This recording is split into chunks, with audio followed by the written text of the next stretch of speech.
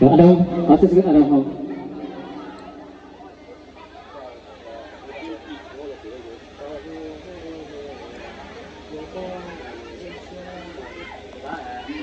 Ở ba tàu cũng vậy. Ở cái chợ tú cũng tàu nữa, này ta nữa vậy. Cái chuyện này là cái khu chợ hoa lờ, nhưng mà cái số của là cái khu siêu mô tô để cho không thể đi.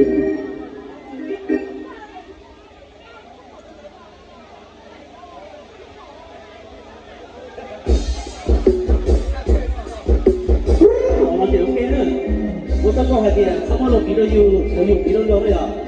Dù lúc này dùng trả cái gì dùng đấy.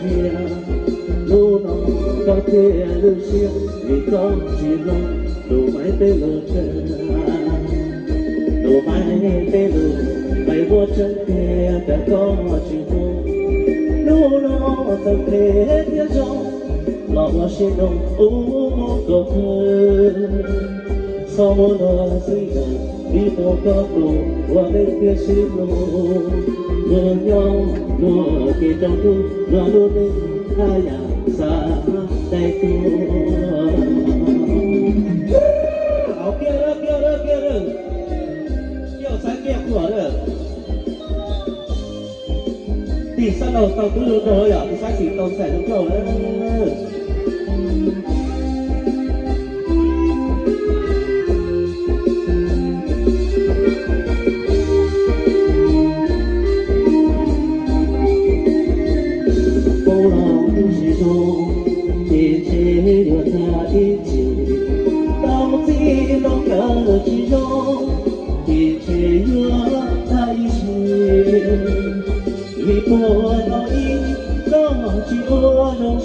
Rong chia nô nó có thể lưu xuống vì có chỉ mong để xin được đồ mai tê đồ ngày mua chân kia cả có chỉ mong nô nó thực thể tiếc rong nó có xuyên đồng uống còn thơ sau mỗi đầu tiên gần khi tao có tù qua bên kia xin đồ nhỏ đồ kể trong thuốc đồ luôn đừng ai à xa đây tôi